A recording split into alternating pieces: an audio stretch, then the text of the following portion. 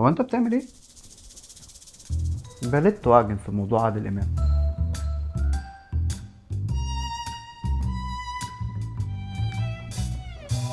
في المشهد الارتجالي الشهير من مسرحية شاهد ما شافش حاجة، المشهد ده كان من الشابتر الثالث في المسرحية، وعادل إمام كان عامل ليلة ولا أروع ساعتها، الناس مبسوطة، ضحك هنا وهنا، وكله زي العسل. مع اقتراب نهاية المسرحية بقى بيقرر يطلع بالمشهد ده. كولا ساعة أنا عايز سخن.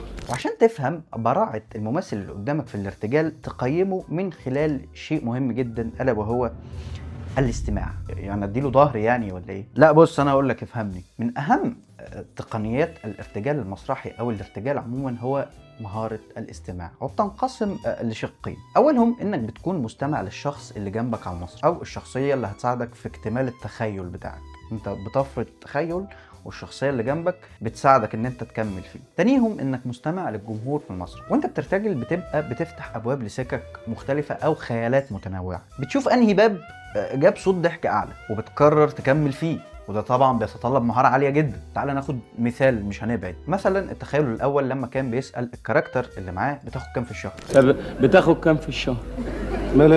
ملاليم طبعا. وهم ياخدوا بلاوي زرقاء بقى. مشي في الخيال ده شويه ولقى انه مش جايب ضحك كتير قوي. وتليك انت اللي بتعمل كل حاجه. تكنس وتمسح وتنادي على القضايا وهم قاعدين بس كده. فراح فصل بإفيه، اصل انت اللي مدلعهم بصراحه. دخل على الخيال اللي بعده. بص بقى لما الإفيه اللي بعده جاب ضحك كتير عمل ايه؟ يا ساتر دي وحشه قوي بس هشربها يعني. كرروا كذا مرة لحد ما الإزازة اللي كان بيشربها خلص. لا يا عم هشربها. لا اله الا 7 عيال. خد بالك منهم وما يهمكش حاجه. وبص مثلا لما فتح طريق لإفيه تاني وكان بيسأله على اسمه، قال له برعي. انت اسمك ايه؟ برعي. ايه؟ برعي. هنا هو في مأزق لأنه مش الاسم الغريب قوي يعني اللي يرمي إفيه عليه، يعني أعتقد يعني ساعتها ما كانش اسم غريب يعني، مش عارف. بس ابن اللعيبة راح منفعل ومؤفر وبدأ يقول أي كلام ورا بعض. برعي. الله، وده من ايه لا مؤاخذه يعني؟ ايه اللي من ايه؟ يعني حساسيه يعني ولا زعل؟ يعني نمت مره زعلان صبحت لقيت نفسك برعي؟ لا. ولا سحليه عدت من على رقبتك وانت نايم؟ لا اله الا الله. إيه؟ ما تاكلش سمك ولا بيض. ايه دخل والغريبة بقى ان اي كلام ده جاب ضحك كتير قوي، بس الفرق هنا ان التون اتغيرت. الانفعال هنا كان سر في الضحك بتاع الجمهور، كذلك الصبر، انك تخلي المشاهد مستني من اللي جاي. انت بتسيب جابة او سكوت كده بين كل افيه وافيه، تخلي اللي بيتفرج عليك متشوق اكتر واكتر للافيه اللي جاي، فبالتالي بيبقى متهيئ للضحك على ايا كان اللي هيتقال. أعزائي المشاهدين، احنا النهاردة بنبتدي معاكم السلسلة اللي هنحلل فيها أداءات الممثلين وبالتحديد الكوميديين، ومن أخير من عادل إمام كي نبدأ به مثل تلك السلسلة. وفي الحقيقة الكلام عن عادل إمام قتل بحثا، تعرف ده أول ما تلاقي خالد نبيل منزل عنه فيديو خلاص اتحلب. وأنا الحقيقة احترت جدا في ماذا سوف نتحدث في تلك الحلقة عن عادل إمام، لأن الكلام عن عادل إمام ككل حافظ فعلا. كاريزما الطاغية، الجمل الحوارية الرائعة، تواجده تجاريا وفنيا، كل الكلام ده خلاص. انما احنا هنا عشان نتكلم في كوميديا، نتكلم في ضحك، وان كان في حاجة تتفهم اشرحها. خلينا نرجع تاني لشاهد ما شافش حاجة، لان بعيدا عن الموقف اللي انا حكيته ده، فشخصيته في المسرحية دي هتفهمنا كتير قوي عن ايه فلسفته في الكوميديا. ببساطة عادل إمام مش بيجود كتير، هو بيستخدم نفس أساليب الكوميديا اللي كلمتك عنها في الحلقة اللي افتتاحية، واللي ممكن يكون بيعمله جديد، بس هو إنه بيدمج ما بينهم أو بيعرف يستخدم كلهم بشكل ما في وقت واحد. طب فين بقى البهارات؟ السيكريت صوص بتاعه فين زي ما بيقول؟ الحقيقة إنه بيخلي الموضوع ده دخيل على الشخصية اللي هو بيعملها أو بيمثلها، بمعنى إنه بيبقى طبيعي جدا شخصية بتتكلم عادي مثلا زي أي بني آدم في الدنيا، يقوم مدخل عليها أسلوب مغاير عن الشخصية دي. يعني مثلا شخصية هادية تتعصب وهو بيقول إفيه، شخصية عصبية تهدى وهو بيقول إفيه، وده بقى بيضحك جدا. لو هناخد الكلام ده نسقطه على شخصيته في شاهد ما شافش حاجه هنلاقي ان الكاركتر في المسرحيه دي عادي جدا ولا في اي حاجه، شخصيه طبيعيه جدا، ولكن في صفه واحده بس الا وهي ان هو خواف. تعال بقى نمسك الصفه دي ونحلبها. عادل امام قرر انه يحول المسرحيه دي لسخريه من الشخصيه اللي هو بيقدمها، فهتلاقي مثلا ساعات كتير بيبالغ في مشاعر الخوف بس بشكل كوميدي طبعا. كل واحد ياخد خير، كل واحد ياخد خير.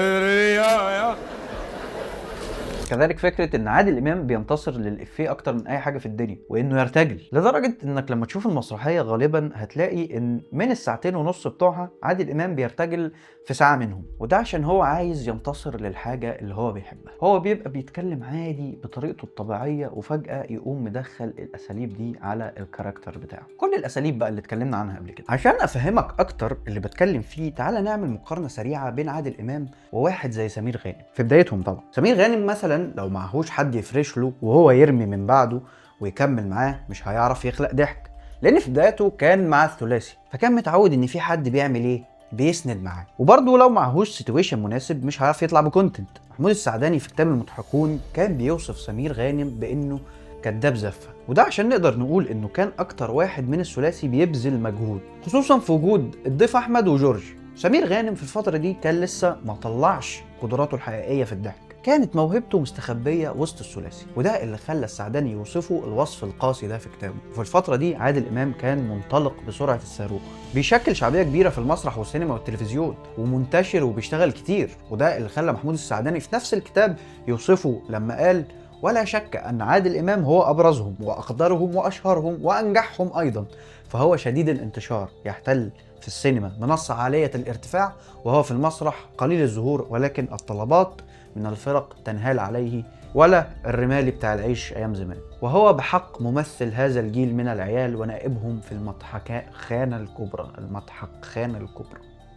الكلام ده ممكن يبين لك الفرق بين عادل امام وباقي جيله، بالتحديد سمير غانم في الفتره دي من الزمن. وهنا خد بالك انا مش بتكلم عن سمير غانم بتاع المتزوجون مثلا، لا، يعني دي نسخه متطوره من سمير غانم فشخ، فما فيش وجه مقارنه اصلا. احنا بنتكلم على فترة شاهد ما شافش حاجة بالتحديد. فببساطة يا صديقي، وفي فترة زي فترة السبعينات دي الكونكلوجن اللي نوصل له منها ان عادل امام قال لك بدلا من ان اعمل شخصية بسيطة وارمي افيهات مباشرة، او اعمل شخصية نمطية كاريكاتيرية بتضحك بجسمها بس، ان انا بجمله صعبه بتعبر عن معنى واحد، فكان ممكن اعبر عن نفس المعنى ده بجمله سهله واحده، دي حاجه. وان انا اكتب جمله صعبه بتعبر عن كذا معنى، زي مثلا 10 معاني، فعشان اعبر عن نفس ال10 معاني دول بجمل سهله كنت احتاج بدل الجمله اللي انا كاتبها 10 جمل. تيجي نعمل ميكس بين الاثنين فينتج عن ده ببساطة كوميديان متكامل. وارجع ودور وهات مشاهد من مسرحياته وشوف بيستخدم بكل سلاسة كل أساليب وأنواع الطرق اللي بتضحك، زي إنه ممكن يقدم سينة زي حوار فاتورة التليفون. جات لي فاتورة التليفون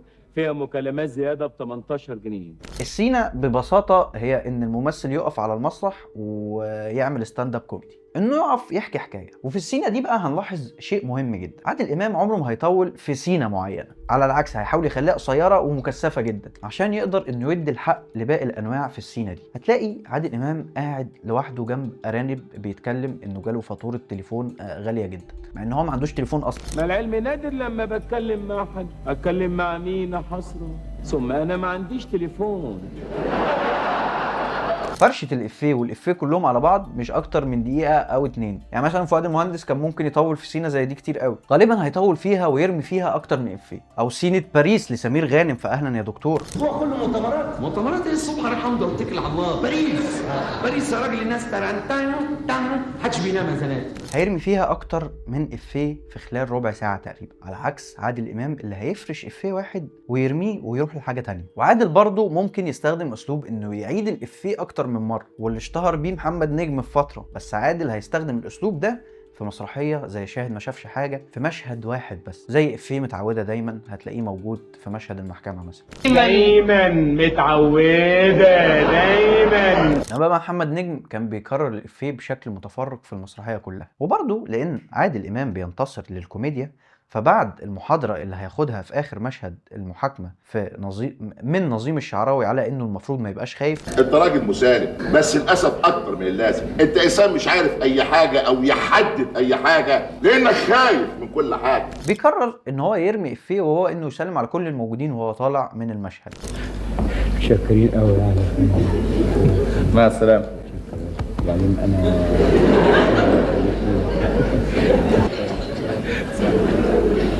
السلام عليكم يا حاج محمد.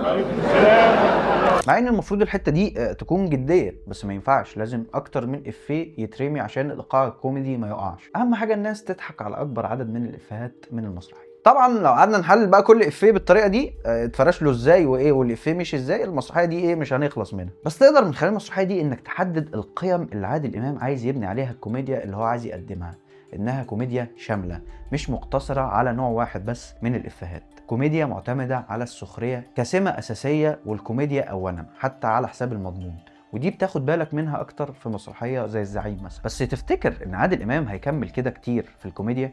مش منطقي صح؟ واحد بذكائه مستحيل يفضل بنفس الاسلوب. في الفتره دي عادل امام كان بيلعب لعبه حلوه قوي، انا هديك 3 افلام جد وافلام فنيه وبعدها 3 افلام كوميديين صرف. يعني مثلا حتى لا يطير الدخان، بعده الحريف، بعده الافوكاتو، وغيرهم من الافلام الجاده، او خلينا نقول ما فيهمش مساحه للكوميديا. كل دول جم ورا بعض. بيجي بقى بعدهم 3 افلام كوميدي صرف، افلام لايت خفيفه تنجح على مستوى شباك التذاكر اكتر من افلامه التانية، واللي كان بيعملها عن اقتناع برضه.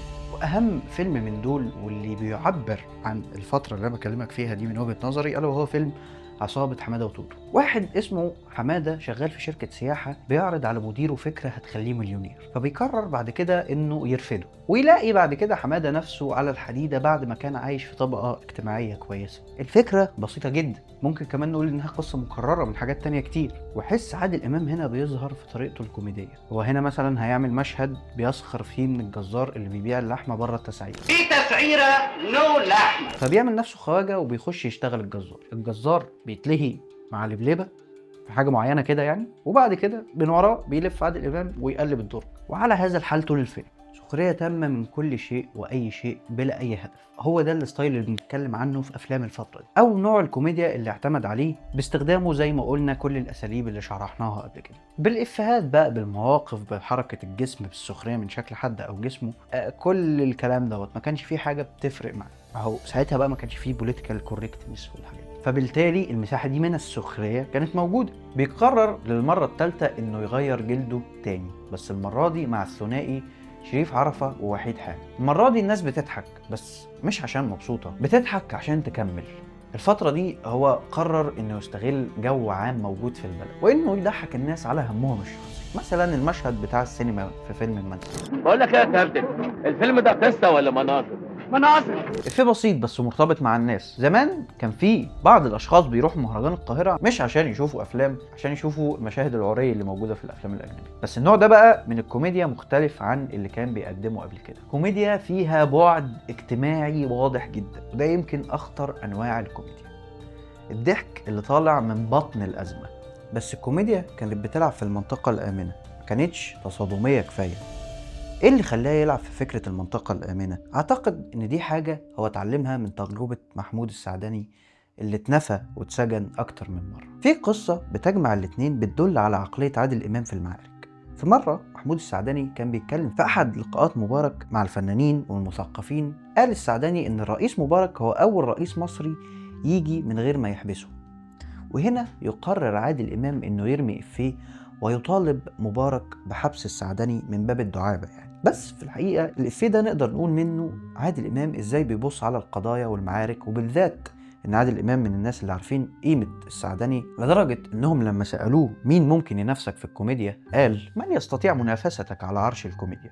أجاب بلا تردد عمنا الكبير محمود السعدني، الكاتب الذي حول المأساة إلى نكتة، والواد الشقي الذي رقص بالكلمات الساخرة فوق أوجاع الأيام. بس عادل إمام حتى لو له آراء فهو هيحتفظ بيها لنفسه. موقف تاني نقدر نقول إنه علم عادل إمام اختيار معاركه، وهو منع صلاح السعدني من التمثيل في سنة 72. قرر مجموعة من الفنانين ومن ضمنهم صلاح السعدني إنهم يمضوا على عريضة بتطالب بوقف حالة اللا حرب واللا سلم، وده أدى إنه الناس اللي موجودة في العريضة يتضيق عليهم بشكل كبير. صلاح السعدني فعلا اتضايق عليه، خصوصا انه كان اخو محمود السعدني اللي عنده مشاكل اصلا مع السادات. عادل امام شاف اتنين من اقرب ناس له في فترة البدايات بيتضايق عليهم بالشكل ده بسبب مواقفهم، فقرر انه يخش المعارك الآمنة واللي هيقدر يحافظ بيها على موهبته. عادل إمام هنا ممكن ناس تنتقده وتقول انه وصولي، وممكن حد تاني يقول ان عادل إمام بيحافظ على نفسه وانه شخص عملي وعايز يشتغل، وكده كده هو مش مطالب منه إصلاح العالم. نهاية التسعينات عادل إمام هيمر بأزمة، هيعمل أفلام سيئة زي هلو أمريكا والواد محروس بتاع الوزير والسارق الهلوالي، أفلام ما تلاقيش بمستواه الكوميدي تماما مع إن فيها لمحات معينة ممكن تضحك. وبيلاقي نفسه عادل في مرحلة انطفاء كده، بيقع في شباك التذاكر لأول مرة من ساعة ما ركب الشباك. هل هيضطر إنه يغير جلده للمرة اللي مش عارف كام كده؟ ولأنه ذكي هيغير جلده طبعا، بس إزاي؟ المجتمع المصري في الفترة دي نظرته اتغيرت عن السينما، ما عادش عايز أفلام يبقى فيها هم خالص، عايز أفلام تضحك وخلاص. فبيقرر عادل إمام إنه يركب الموجة اللي طالعة دي ويقدم أفلام الألفية من أول التجربة الدنماركية لحد فيلم بوبوس، مع تفاوت طبعا في كوميديا الأفلام دي. بس ممكن نقول إن أكتر فيلم فيهم عبر عنه في الفترة دي هو فيلم مرجان. مرجان يعتبر فيلم على هواه قوي، كوميديا ساخرة لأقصى درجة، أنواع كوميديا مختلفة في فيلم واحد، ضحك للضحك مع شوية تلميحات مش للضحك. في مرجان هتلاقيه عامل فكرة السمكة اللي بره المية، فيش اوت اوف ذا ووتر، انه راجل كبير دخل الجامعة وسط شوية شباب مش من عمره، الولد الطري. غالبا افلام عادل امام في الفترة دي فيها الولد الطري، والولد الطري ده هيتهان جامد جدا من عادل امام، وبيتبني بقى عليه ايه مشاهد واركات كامله في الفيلم. في مرجان هتلاقي الولد اللي كان بيحب بنته بس هيتعمل عليه مشهد كامل بتاع اضرب بيد من حديد.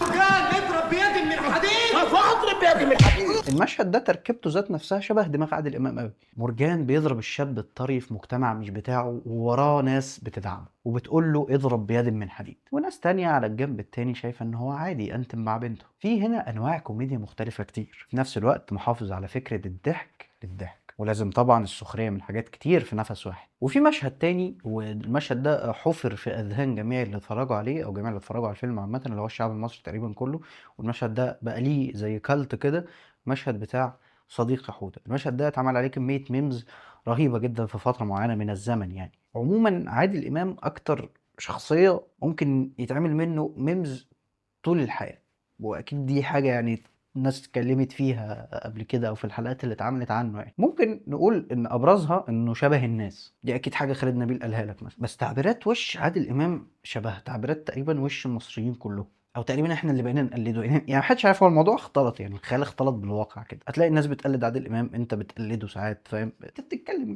كده.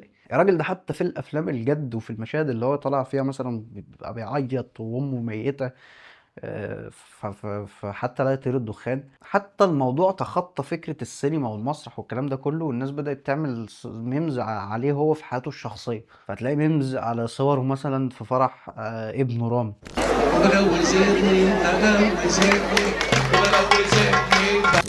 وميمز مثلا على صورته في الأمم المتحدة جنب أنجلينا جولي. وحتى الناس اللي هم أشباهه واللي بيقلدوه برضه بيضحكوا. عموما اي حاجه تخص عادل امام هتلاقيها بتضحك فشخ. لما تيجي تبص على لقاءاته مثلا هتكتشف حاجه مهمه وحلوه فشخ، وهو ان الشخص اللي بيضحكك على مدار 50 سنه تقريبا هو ده في الحقيقه. يعني هو سيبك بقى من شخصيه الفيلم والتاريخ بتاعها وكتابتها في السيناريو وسياقها في الاحداث، ده عادل امام. يعني حتى الشخصيه اللي انت شفتها دي ده عادل امام في الحقيقه. الراجل ده بيستخدم طبيعته الحقيقيه في الحياه الحقيقيه في انه يضحكك. يعني مثلا في لقائه مع اشرف عبد الباقي لما كان بيقول ان في مصطلحات غريبه طلعت كده الايام دي، يعني ايه فشخ كده، بحبه، يقول لك بحبه فشخ، يقول لك بيضحك فشخ. الفاظ كده جديده بتخش علينا يعني حكايه فشخ، يعني يقول لك مش عارف ايه بحبه فشخ. بحبه فشخ ازاي؟